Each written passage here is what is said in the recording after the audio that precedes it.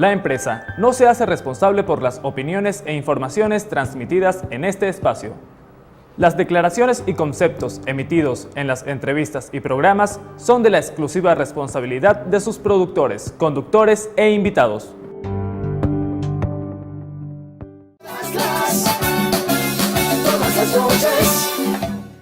El doctor Felipe Mujica está con nosotros. Yo cariñosamente le digo la vieja Mujica. Y hoy más que nunca reivindico su posición de vejestorio porque está cumpliendo años. Estás cumpliendo años. No estoy cumpliendo, estoy descumpliendo, Kika. Él me dice Kika, yo le digo vieja. Pero es que Felipe ya pasó a la mamá, tiene más edad que la mamá. Bueno, pero el problema no es que tenga más edad que la mamá, el problema es cómo me veo. Ahora, una cosa, había un gene de tu papá. Porque todos los hermanos Mujica son inteligentísimos. Rayan en... Claro, tienen algunos problemas. El gene tenía un defectico, pero son muy inteligentes. Sí, Todos. La familia. Todo. La familia tiene esa característica.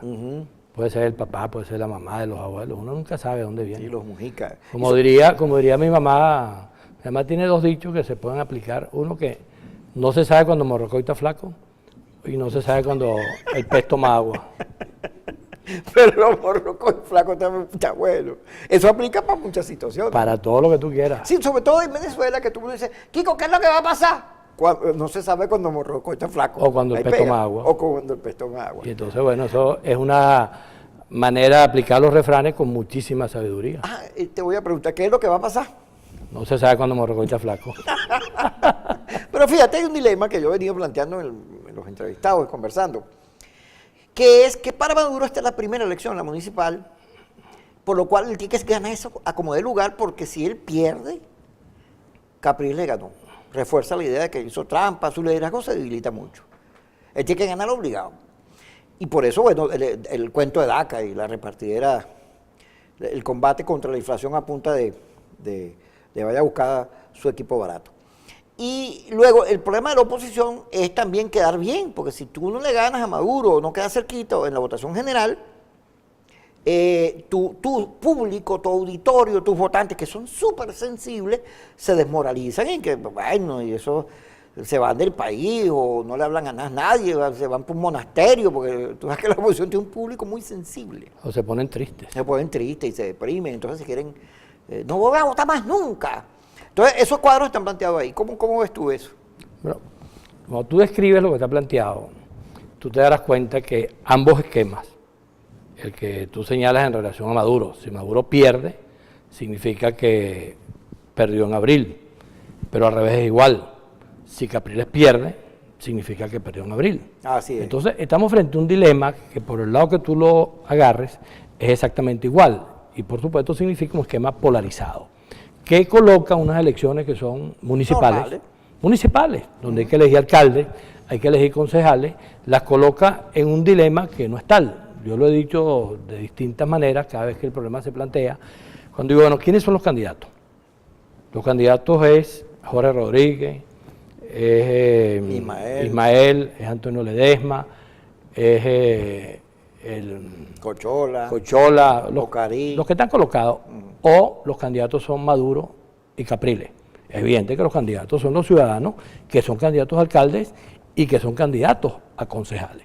Entonces, la primera cosa es tratar de colocarnos frente a esa elección en un contexto que no nos coloque a juro frente a los dos dramas. El drama es que si el gobierno pierde, entonces el gobierno se viene abajo, se acabó el gobierno, y entonces Maduro tiene que renunciar y hay que convocar una nueva elección, o hay que hacer la constituyente, o todas esas opciones que la gente ha planteado de distintos ángulos, de distintas maneras. O al revés, si pierde Capriles, entonces se acabó el liderazgo de Capriles, porque simplemente lo que se colocó en juego no resultó ser. Yo creo que ni una cosa ni la otra. Ni A ni B. Ni A ni B. Están planteados como tales, simplemente estamos frente a una elección, un proceso político que una vez que se produzca el resultado, que el resultado puede ser una mezcla, puede ser, por ejemplo, que el gobierno saque más votos y menos alcaldía, o al revés, el gobierno saque más alcaldía y menos votos. Y a la hora de discutir si estamos frente a una situación similar a la de abril, la primera cosa que hay que determinar es cuántos están votando. Y es evidente que en esta elección son mucho menos que lo que van a votar en abril. Entonces, nadie puede pretender hacer un análisis en el cual va a colocar este resultado del 8 de diciembre como un mecanismo para referenciar o para plebiscitar lo que pasó en abril. Mujica, una reflexión que quiero compartir contigo. A ver, yo siempre he dicho que no es culpa de la gente. Esta sensibilidad del voto electoral de la oposición no es culpa del elector. Eso de que, yo no voy a votar porque me robaron o porque me dio, y si perdemos, se acabó, estos tipos nunca van a entregar esa sensibilidad que convierte a la oposición en una fuerza endeble. A mi juicio es culpa de su liderazgo. Tiene que ver con su liderazgo y su política. Pero hay gente que dice, no, es la culpa de la gente. ¿De quién es la culpa? Si es que es culpa. Bueno, por ejemplo, si tú te lo planteas en términos de la estrategia, ¿qué estrategia debería tener los sectores democráticos venezolanos frente al oficialismo? Para no hablar de la oposición, sino los sectores democráticos. Debería ser una estrategia que permitiera encontrarse con una parte del país que está del otro lado. Porque es la única manera de que este campo pueda conseguir una salida democrática. Eso no es ninguna cosa que estemos descubriendo el mundo, sino que si tú, por ejemplo, recuerdas cuando Acción Democrática era una fuerza importantísima en Venezuela y no había manera de derrotarla y se produjo el episodio de Prieto Figueroa. Ajá. Si Prieto Figueroa no aparece en el escenario y si las fuerzas que en aquel entonces enfrentaban a Acción Democrática no entendían o no entendieron como lo entendieron, que había que hacer una alianza con Prieto y que esa alianza permitiera que Prieto sacara una importantísima votación. En aquel momento Prieto sacó 600.000 votos y Rafael Caldera ganó por 30.000 votos. Si la candidatura de Prieto no hubiese existido, que era un disidente de AD, no hubiese jamás ocurrido la posibilidad de la alternabilidad con Caldera en aquel momento. Bueno, en Venezuela nosotros tenemos un problema planteado de la misma naturaleza. Si los sectores democráticos no entienden que la estrategia tiene que ser para encontrarse, no para pretender confrontar abiertamente, de que el problema es que o yo te gano o tú me ganas. Entonces, por supuesto, ocurre eso. ¿Qué es lo que ha pasado? Por ejemplo, cuando la oposición decidió abstenerse en el 2005, una torpeza insólita, y lo hizo. Cuando la oposición va al terreno de lo que ocurrió en abril y simplemente se declara que me ganaron, pero vamos a cacerolear.